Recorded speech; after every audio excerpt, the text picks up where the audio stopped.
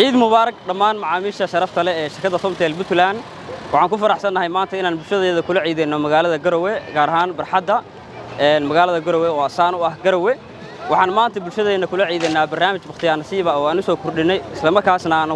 ugu talagalnay inaan kala qayb qaadano isla markaasna aan qayb uga noqono farxadda iyo damaashaadka bulshooyinka reer Garowe waxaan ku faraxsanahay barnaamijkan waqtiga nasiibka oo bulshadu ay ku tijaabinayaan nasiibkooda isla markaasna ay ku guuleysanayaan hadiyado kala duwan oo aan u diyaarinay waxaan mar walba u taaganahay inaan bulshadeena qancino isla markaasna waqti walba ay ku jiraan aan kula damaashaadno xilliyada waxa kale oo intaas dheer waxaan guud ahaan free uga dhignay hadalka waxaan kale oo sameynay qiimo dhimis balaaran oo ugu sameynay xirmooyinka internetka ay naga isticmaali jireen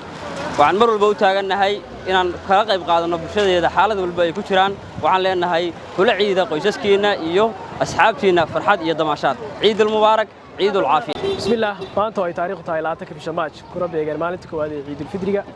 waxaan dhammaan ummadda muslimiinta gaar ahaan ummadda Soomaaliyeed meel walba ay joogaan ugu bishaareynaa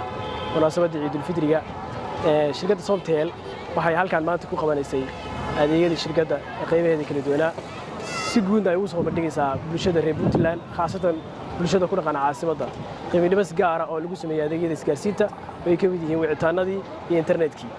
sidoo kale halkan waxaan ka marnayn oo ku soo bandhignay waqtiga nasiiyo qof walba oo kamid ah macaamiisha Somtel Puntland ku guuleysan karo waqtiga nasiib ay ka mid yihiin $2 oo internet ah $3 oo lacag cash ah $1 oo internet ah iyo 0.5 uu ku shubanayo 30 saacadood internet ah